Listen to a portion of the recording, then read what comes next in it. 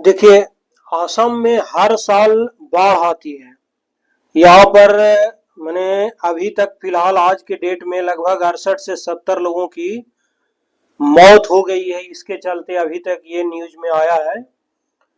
तो इसका कारण जानेंगे कि असम में हर साल क्यों इतनी ज्यादा मतलब कि बाढ़ आती है। क्या इसमें चाइना का भी रोल है? चाइना का क्या इसमें कंट्रीब्यूशन है, ये भी हम लोग जानेंगे। और ये पूरा जो मैप है ये आसाम का है। ये आसाम का मैप है, तो आसाम में क्या पूरे क्षेत्र में बाढ़ आता है? खैर, ज्यादातर आप देखेंगे तो अरुणाचल प्रदेश से इधर वाला जो साइड है ये आसाम का, उत्तर पूरब के कई जिलों जो है बाढ़ से ज्यादा प्रभावित हैं, जो अरुणाचल प्रदेश से सीधा संपर्क से माने कि जो लगता है। ये सभी मैं आपको बनाया हूँ बहुत मेहनत करके। अभी मैं बताऊंगा कि पूरे वर्ल्ड में सबसे ज्यादा फ्लड की समस्या कहाँ होती है, यदि फ्लड आती है तो मौत ज्यादा क्या कहाँ होती है, यहाँ पर जो बाढ़ आ रही है आसाम में, इसका क्या रोल है, क्या नेचुरल है या आदमी के द्वारा भी इसको रोका जा सकता है। हमारे जो वर्तमान में गृह मंत्री अमित शाह जी हैं, वो भी 2021 के वहां पर भाषण में बोले थे कि हम 5 साल के अंदर इस आसाम को बाढ़ मुक्त घोषित कर देंगे, लेकिन अभी तक इन्होंने ऐसा नहीं आया है।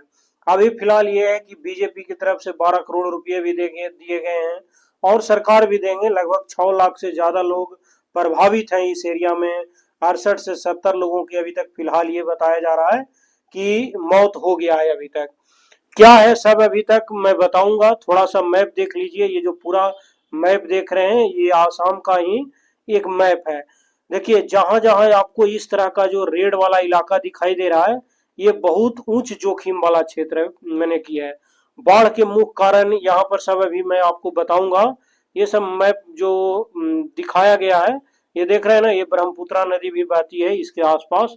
सब अभी डिटेल में मैं आपको जानकारी देता हूँ। हम लोग ये भी जाने कि हर साल आसाम क्यों डूबता है, इसके 10 बड़े कारण मैं खोजा हूँ सर्च करके, वो सभी अभी बताऊंगा। ये देख रहे हैं कुछ बहुत सारे इसका वीडियो आप देखे होंगे। भयावह स्थिति यहाँ पर आ रही है। ये बाढ़ आने की तो मैं फिगर दिखा रहा हूँ। यहाँ पानी इस तरह से बह रहा है कि घर द्वार पेड़ पौधे जीव जंतु जो भी है सबको बहा कर ले जा रहा है। ऐसी हालात है, सब लोग रोड पर देख रहे हैं, किनारे सो रहे हैं, बैठ रहे हैं।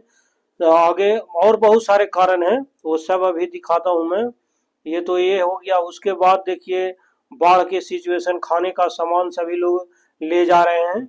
ये बहुत सारे न्यूज में आया है। 68 डेज 5 मैंने dead, 5.24 lakh affected by days Assam, 3 deadly floods every year. ये सब न्यूज पेपर में आया है। जो सब का भी मैं अभी आपको ये बताता हूँ कि हर साल असम क्यों डूब जाता है। इसका कुछ इम्पोर्टेंट कारण अभी आपको मैं बता रहा हूँ। देखिए, असम में हर साल बाढ़ क्यों आती है, ये सभी अभी मैं आपको बताता हूँ।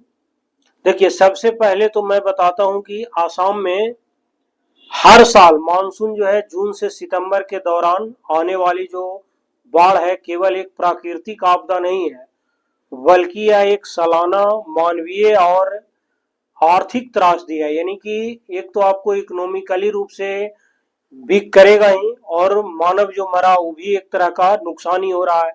राज्य का लगभग आप देखेंगे कि 40% हिस्सा अति संवेदनशील बाढ़ क्षेत्र में आता है, जो अभी मैं शुरू आपको फिगर में दिखाया था। वर्तमान स्थिति के प्रमुख आंकड़े आप देखेंगे असम फ्लड इंपैक्ट, तो प्रति वर्ष औसतन 5 से 10 लाख लोग, यानी भीषण बाढ़ के वर्षों में लगभग 30 से 50 लाख से अधिक लोग सीधे डायरेक्टली रूप से यहाँ पर प्रभावित होते हैं। मृत्यु की आंकड़ा बात करें तो प्रति वर्ष दर्जनों से लेकर सैकड़ों लोगों की जान गई है। अभी तक बता रहा है कि 68 से 70 लोग, कहूं पर 70 लिखा है, कहूं पर 68 लोगों की अभी तक डेथ बताई गई है। कृषि का नुकसान तो आपको पता होगा कि 35,000 से लगभग 50,000 हेक्टेयर से अधिक कृषि योग भूमि वहां पर क्या होती है, पूरी तरह से तहस नहस यानी जलमग्न हो जाता है। पूरी तरह से वहां पानी ही पानी भर जाता है, जिसके कारण कोई भी फसल नहीं हो पाती है।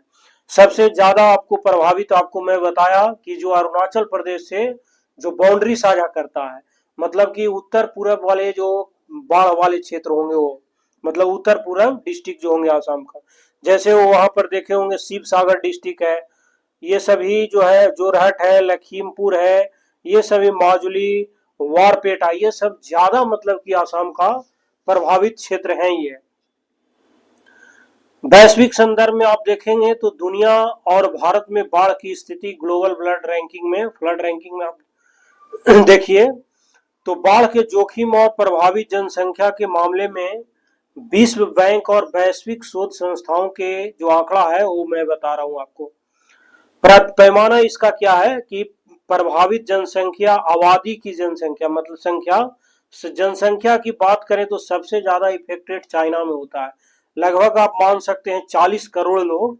और मुख्य कारण यहाँ पर दो नदी है, एक तो पीली नदी का उफान और यांगत्से नदी का उफान और चक्रवात, ये सब आता है जिसके कारण वहां पर ज्यादा इफेक्टेड होते हैं।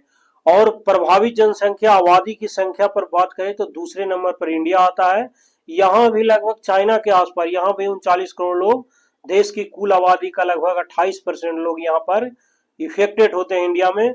यहाँ पर मानसूनी बारिश के कारण इंडिया में इफेक्ट होता है।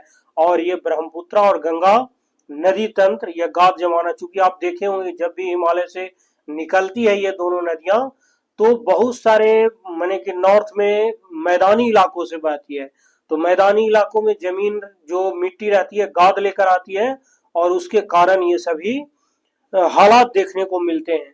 आबादी का परसेंटेज के हिसाब से आप कहेंगे तो बांग्लादेश और नीदरलैंड टॉप पर है, लगभग 58 से लेकर 59% आबादी यहाँ पर वाह जोखिम है, क्योंकि यहाँ पर डेल्टाई क्षेत्र है और समुद्र तल से कम ऊंचाई के कारण ये बांग्लादेश सबसे ज्यादा इफेक्टेड है। मतलब परसेंटेज में तो बांग्लादेश, और जनसंख्या सबसे ज्यादा लोग जो इफेक्टेड होते हैं चाइना में, उसके बाद इंडिया में होते हैं पूरे वर्ल्ड में। आसाम में बाढ़ आने के मैं आपको कुछ 10 इंपॉर्टेंट कारण बताता हूं, यानी 10 major causes of Assam flood के। सबसे पहला कारण ये है वहां पर की ज्योग्राफिकल और नेचर कॉजेज है। ज्योग्राफिकल और नेचर कॉजेज की बात करें तो सबसे पहले ब्रह्मपुत्रा नदी जो नदी है उसकी एक अनूठी जल विज्ञान है। ब्रह्मपुत्रा जो है नदी एक विशाल और उग्र नदी है। यह चीन जो है, अरुणाचल प्रदेश और मेघालय की पहाड़ियों पर होने वाली जो मानसूनी बारिश का पूरा पानी एक संकरी घाटी, यानी कि कह सकते हैं असम के मैदानी क्षेत्र में बहकर क्या होता है, एकत्र हो जाता है, जिसके कारण ये एक इम्पोर्टेंट कारण है। दूसरा, यहाँ पर अत्यधिक गाद और मिट्टी का जमाव हो जाता है, क्योंकि ब्रह्मपुत्रा नदी जो है दुनिया की सबसे ज्यादा मिट्टी गाद बहाकर अपने साथ लाती है। यह गाद जो है नदी के जो पेंदे हैं वहां पर जाकर क्या होती है, जम जाता है, जिससे नदी की गहराई जो है लगातार कम हो जाती है और पानी तुरंत छलक कर क्या होती है, बाहर आ जाती है। फिर एक कारण और है, तीसरा समझ सकते हैं, 1950 का ऐतिहासिक जो भूकंप आया था वो भी कह रहा है कि 1950 में जब 8.6 तीव्रता के भूकंप ने पूरे ब्रह्मपुत्रा बेसिन के प्राकृतिक रास्तों को प्रभावित किया और नदी का धरातल क्या हो गया, ऊपर उठ गया, जिससे बाढ़ की आवृत्ति और फ्रीक्वेंसी दोनों बहुत ज्यादा क्या होगी, बढ़ गई, जिसके कारण ये सभी समस्या देखने को मिलती है। उसके बाद तीव्र भूमि कटाव भी है, क्योंकि ब्रह्मपुत्रा और उसकी 50 से अधिक सहायक नदियां हर साल हजारों माने एकड़ उपजाऊ भूमि को बहा कर ले आती है, जिससे गांव जो है विस्थापित हो जाता है। फिर एक कारण और ये भी है कि जलवायु परिवर्तन और मूसलाधार बारिश होता है, क्योंकि बारिश का प्राकृतिक पैटर्न ही बदल चुका है। पूरे महीने समान बारिश होने के कारण बजाय 2 से 3 दिनों में अत्यधिक बारिश हो जाती है, जिससे फ्लैश क्या होती है, फ्लड आ जाते हैं। तो ये तो पहला मैंने आपको कारण बताया कि भौगोलिक और प्राकृतिक कारण, जिसमें ये सभी बताया।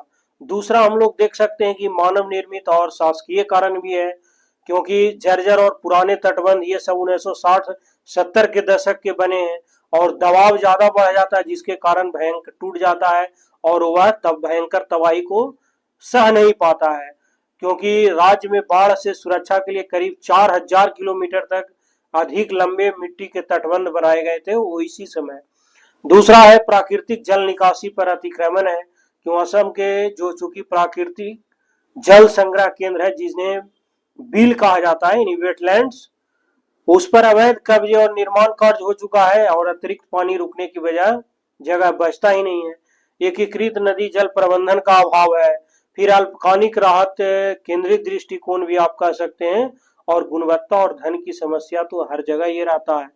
चौथा कारण आप ये भी जान सकते हैं, समस्या का अस्थायी समाधान, क्योंकि आधुनिक ड्रेनेज और डीसिल्डिंग यानी कि उन्नत तकनीकों और बड़ी मशीनों द्वारा ब्रह्मपुत्रा नदी के पेंदों से गाद निकालकर उसकी जल धारण क्षमता बढ़ाई जा सके।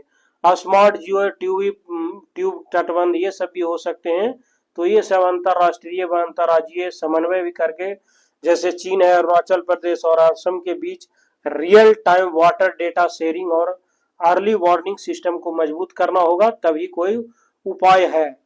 आपको मैं एक कारण ये भी बता देता हूँ कि चाइना चूंकि ब्रह्मपुत्रा नदी पर एक तटबंध भी बना रहा है, यदि वो सॉरी डैम बना रहा है, और उस डैम का पानी यदि छोड़ दे तो हमको लगता है कि पूरा तबाह है और हो जाएगा आसाम। कुछ डैम से रुकता है, लेकिन आने वाला समय देखिए क्या है इसमें, इस पर क्या सरकार, जबकि हमारे देश के जितने भी एनडीआरएफ टीम है और बहुत सारे जो ऑर्गेनाइजेशन है भारत की तरफ से, वहाँ हेल्प कर रहे हैं, सरकार भी वहाँ मदद कर रही है, लेकिन इसका स्थायी समाधान निकालना होगा, क्योंकि राज्य का वहाँ ज्यादा नुकसान है, पर्सनल पब्लिक को ज्यादा नुकसान है। तो इसकी कोई ना कोई अस्थायी समाधान निकालना होगा, ताकि भविष्य में आने वाले समय में पहले से पता रहे कि कितनी बारिश होगी, कौन से क्षेत्र में ज्यादा होगा, ताकि इफेक्ट से बचा जा सके। तो ये था बाढ़ आने का मेन कारण आसाम में। अभी तक नुकसान कितना हुआ है वो आने वाला समय में ही पता लगेगा। वहाँ के चीफ मिनिस्टर हेमंत बिस्व शर्मा जी हैं, वो भी अपना इस बचाव कार्य में लगे हैं रात दिन। बाकी जो होगा अपडेट फिर देखते हैं हम लोग।